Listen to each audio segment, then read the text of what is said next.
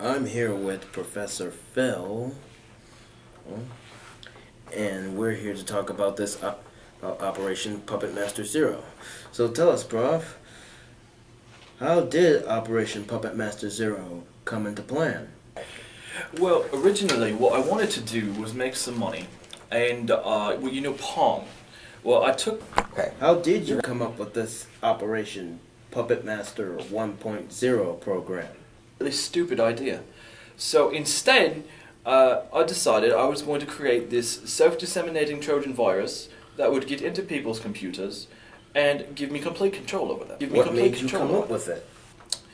Originally, I stole the idea from this episode of Smallville. I don't know if you're familiar with it. A lovely show with Tom Welling and Michael Rosenbaum. There was an episode in which this company was using a computer virus to reprogram the minds of several of the lead female characters.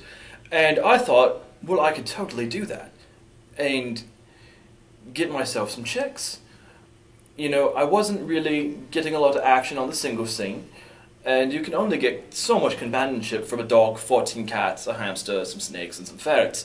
So I figured, what the hell, what have I got to lose? You're familiar with it. Who assisted you in this operation? Well, primarily, I was assisted by my hamster.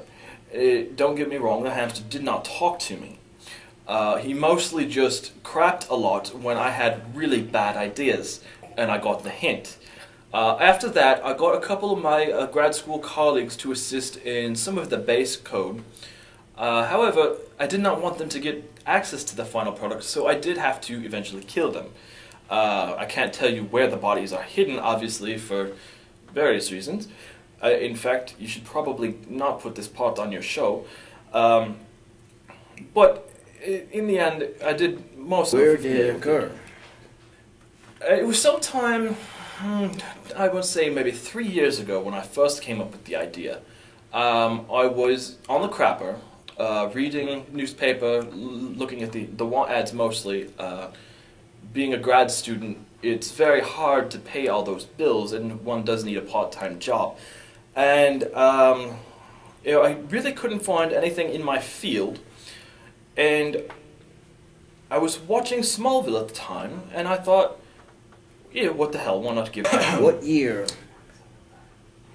did you decide that you want to come up with such a wonderful, amazing, and fascinating program?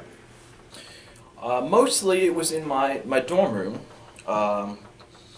Obviously that didn't work out too well with the cats wanting to jump on the keyboard and just completely buggering everything up there. I did, after a few months, I moved the operation into my grandmother's basement, lovely woman, and she didn't really bother me too much. And the last few months of the project, I did end up getting a studio apartment of my own where I was able to do the rest of my work freely and not have to worry about things like my grandmother going to bed early and me making too much noise. With Tom And if possible, if 1.0 does not work out, by chance, can there be a 2.0? And if 2.0 doesn't work out, will there be a 3.0? Not actually on Puppet Master 1.0 anymore. I'm up to 1.4 now. Inevitably, there are setbacks in a project such as this, and will I get all the way up to version 3? It is hard to say at this point, but it could very well happen.